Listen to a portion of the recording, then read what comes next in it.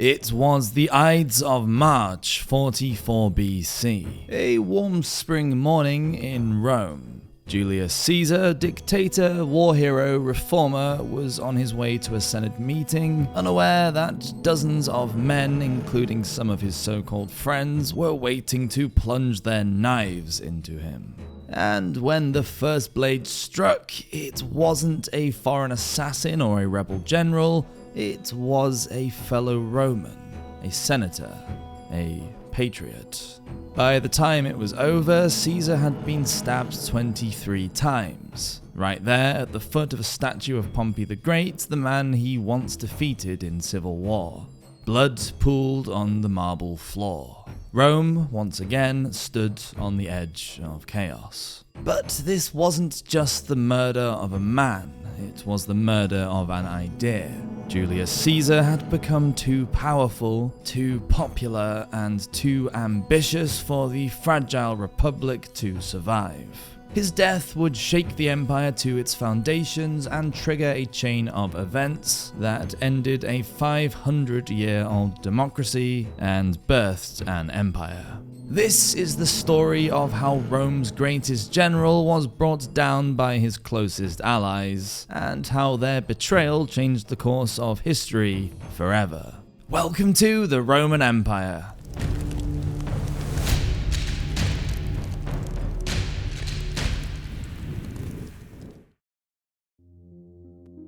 Who was Julius Caesar?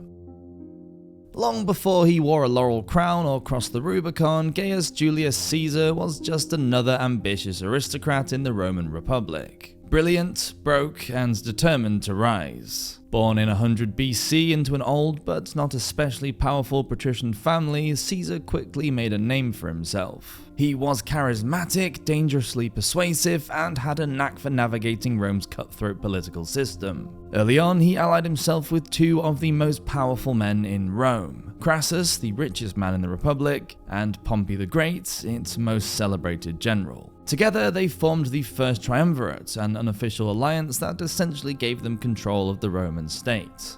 But Caesar didn't just want influence, he wanted glory. As governor of Gaul, he led a brutal and brilliant military campaign that lasted nearly a decade. He conquered vast territories, built a loyal army, and became the most powerful man in Rome, not through elections, but through conquest. And that terrified the Senate. By the time he marched his army across the Rubicon River in 49 BC, a direct act of war against the Republic, there was no turning back. Caesar was done playing politics. He wanted total control, and he was about to get it at a deadly cost.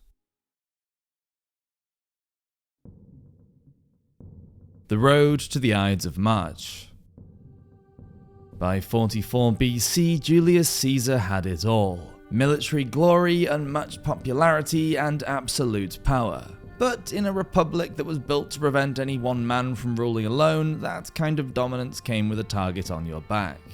After defeating Pompey in a brutal civil war, Caesar returned to Rome not just as a victor, but as a master. The Senate named him dictator for life, a title that sounded dangerously close to king, a word that hadn't been used in Rome since they overthrew their last monarch nearly 500 years earlier.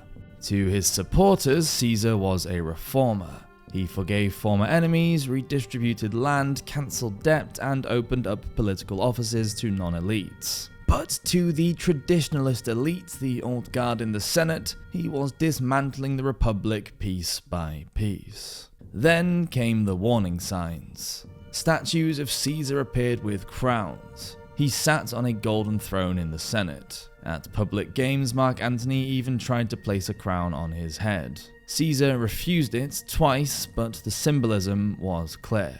He wasn't just a man anymore, he was acting like a monarch. And in Rome, kings didn't last. Behind the scenes, a conspiracy was forming. Senators who once fought beside him, who owed him their lives and careers, began to whisper, plot, and sharpen their knives. Some claimed they were defending liberty, others feared for their status. But all agreed, Caesar had gone too far.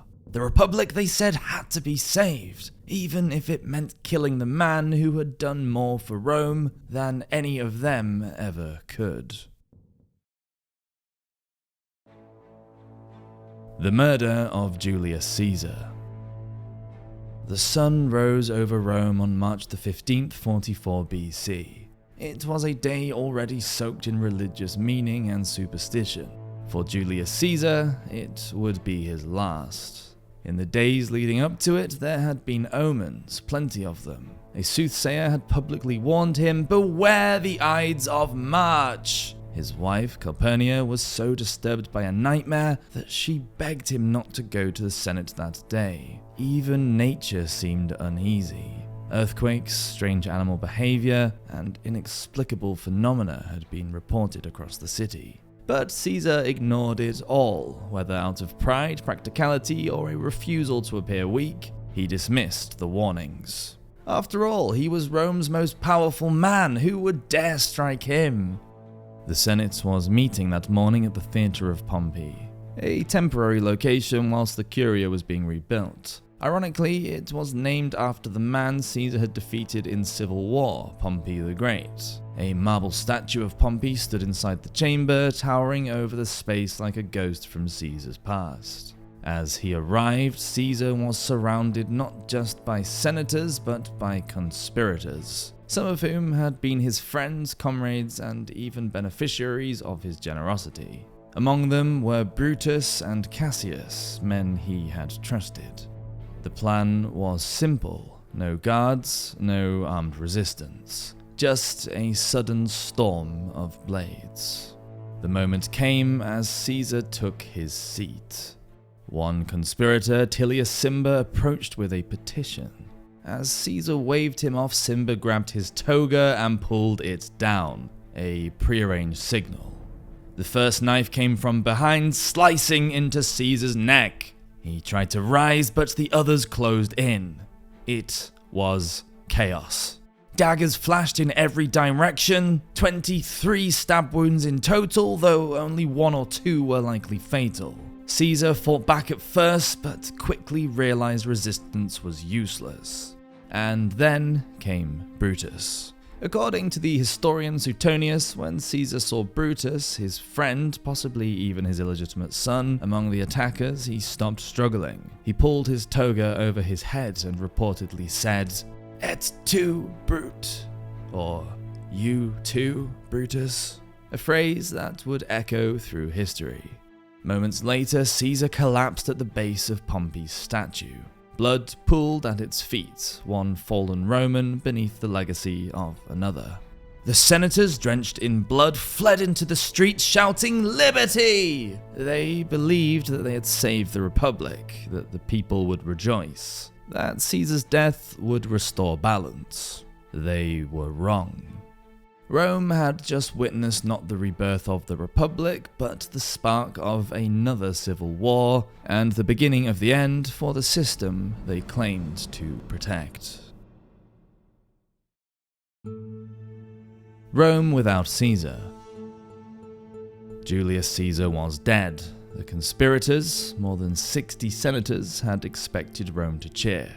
Instead, the city held its breath. At first, it seemed like the assassination might go according to plan. The killers, calling themselves libertores, paraded through the streets shouting "Libertas!" or freedom.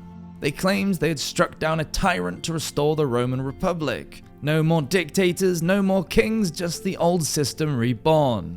But the people weren't celebrating.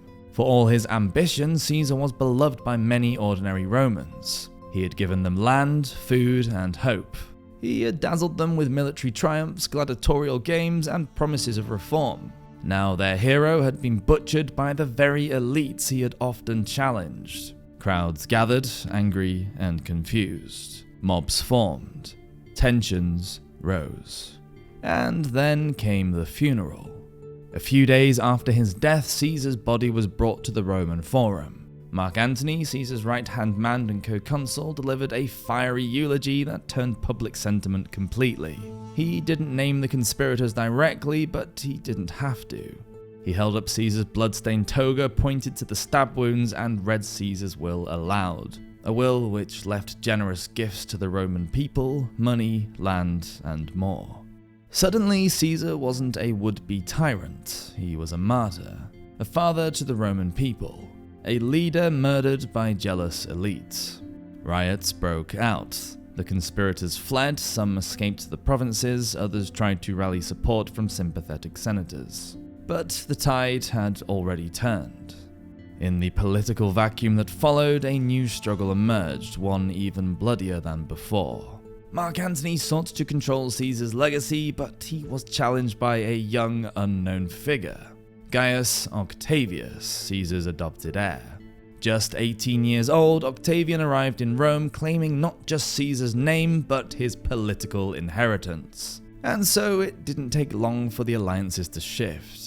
Antony and Octavian, along with General Lepidus, formed the Second Triumvirate, a legally sanctioned dictatorship with one goal: avenge Caesar and crush the liberators. What followed was a wave of proscriptions, political murders, purges, and executions. Cicero, the famed orator and philosopher, was among the victims.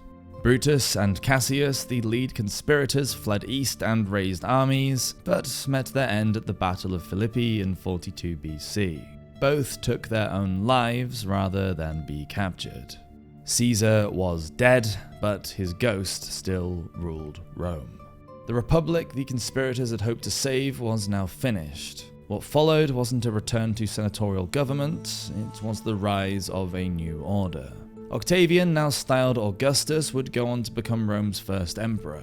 Not in name at first, but in power, prestige, and permanence. The assassination of Julius Caesar was meant to stop tyranny. Instead, it killed the republic and paved the way for empire. History is full of ironies, but few are as dark or as consequential as this. Outro. Julius Caesar's death on the Ides of March was supposed to be a defense of liberty, a clean surgical strike to save the Roman Republic from a man who had grown too powerful too fast. But history rarely unfolds as planned. Instead of restoring the Republic, his assassination plunged Rome into chaos, civil war, political purges, and the final collapse of the old system. And from the ashes rose something far more powerful, an empire. One that would last for centuries, ruled by emperors who held the kind of absolute power Caesar had only begun to grasp. In the end, the men who stabbed Caesar didn't just kill a man, they immortalized him. His name would become a title passed down from emperor to emperor: Caesar. Even centuries later, rulers from Kaiser to Tsar would trace their legacy back to him. And Brutus, Cassius, the so-called defenders of liberty, history would remember them not as saviors, but as betrayers. Thank you so much for watching this episode of the Roman Empire. If you enjoyed this look into one of history's most dramatic assassinations, then don't forget to subscribe to the channel, as it means you'll keep up to date with new videos, and we really appreciate the support. And leave a comment down below. Do you think Caesar's death was justified, or was it the beginning of something far worse? So until next time, beware the Ides of March.